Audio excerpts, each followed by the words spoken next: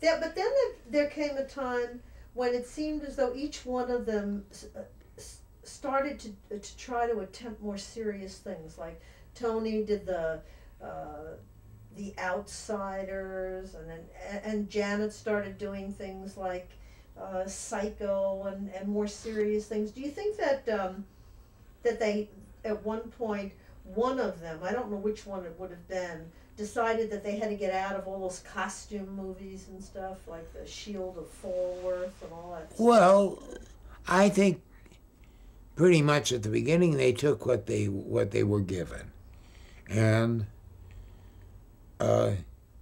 certainly Janet was given a series of roles where the most important thing was that she looked great, and she could look marvelous in any costume, any period, any time. I think that the first time he began to really think, hey, this kid is an actress, it was even before Psycho, I think.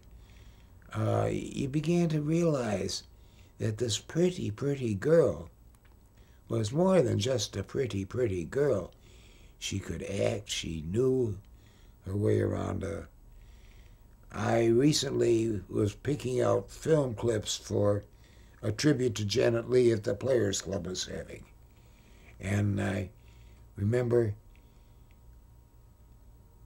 Little Women.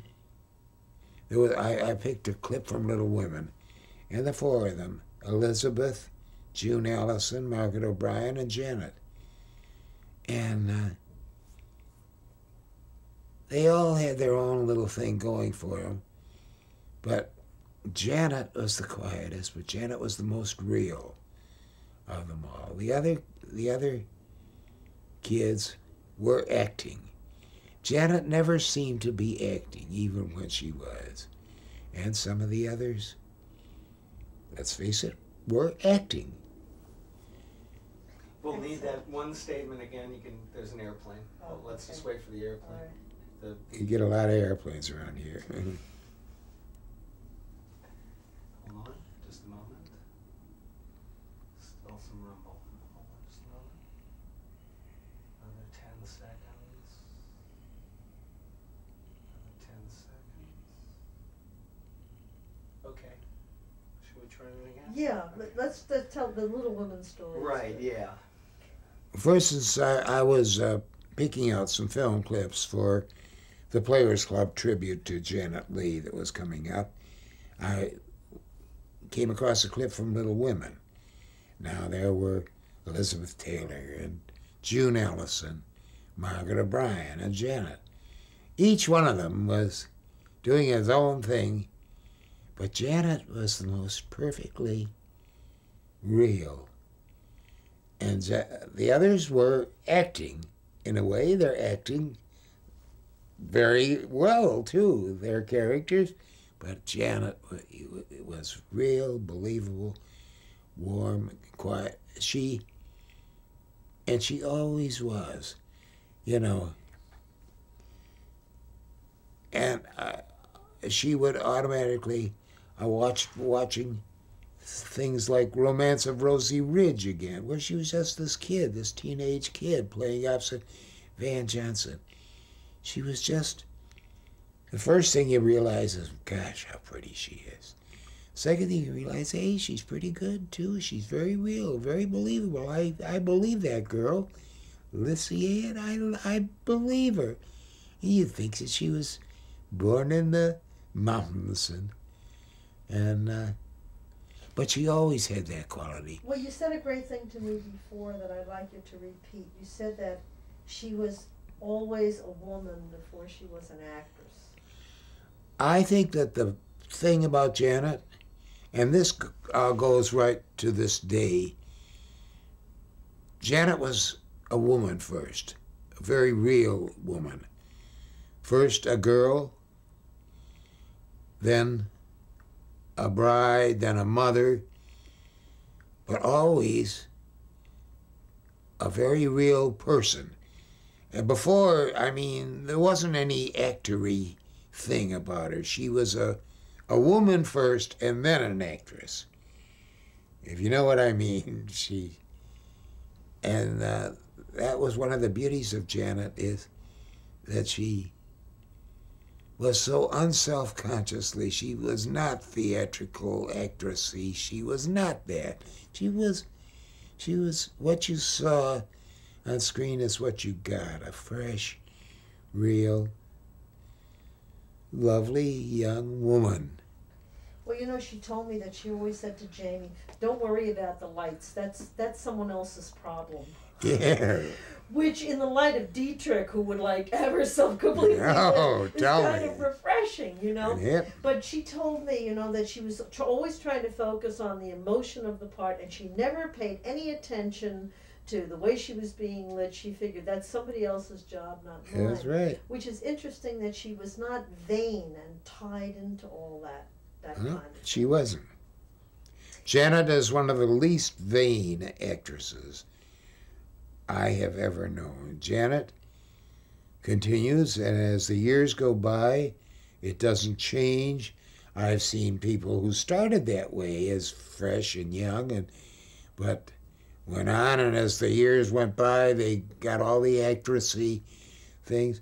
Janet never got that. Janet was always real, and sometimes she played a character that, you know, like that nutsy little flapper in Pete Kelly's Blues. That was as far away from Janet as you could get. But Janet was an actress. Janet could do it. But when Janet was just being Janet, there's a lovely scene in Manchurian Candidate where she meets Sinatra for the first time. And that was very fresh. She knows that he's in some deep turmoil, but she's being very real with him, a real kind of character. But that's how Janet was as a person. Is that the one where he's having trouble lighting the cigarette? Yeah. That's great. That's very powerful. What do you think the movie was that in which the film that showed her physical beauty the best? Well, it's awfully hard. I mean, God knows. They decided to make Janet, well, they never attempted to make her look ugly or homely or anything. That would be too far out of the realm of possibility. But when they did pictures like Scaramouche, Prince Valiant, The Vikings, where she wasn't just a pretty girl, she was a gorgeous girl in gorgeous costumes. And but nobody was a prettier present-day girl than Janet was, I always felt. And what film do you think showed her acting ability the best? Well, it's hard to say. Everything, because every role was different. I mean, I would say that certainly Psycho required more than just standing in a shower screaming. It required an actress to get there and to do it and to make you believe it and to make you terrified. So it's very similarly Touch of Evil. But I would say maybe The Manchurian Candidate was a picture in which she was all the things that you love Janet for, and she had a little touch of sophistication and maturity. Do you know the story about her breaking her shoulder and going through Touch of Evil with a broken shoulder? No, I did not know She that. says that in her book. And I she was forgot. finishing something I think called 2 Tickets to Broadway. I don't think it was a... Yeah, and the 2 guy Tickets was to Broadway. spinning her, and he tripped. Who did? The guy who was holding her. They were Oh, doing yeah. things, with Yeah. a close-up. She broke her shoulder. I had not. And she remembered spent initially with a sweater over the shoulder, and then when she had to do her famous bed scene in the slip, a doctor came down and cut her out of the cast to do the scene. that. I had just completely forgotten that. She talks a lot in her book about. Reload. Okay. Did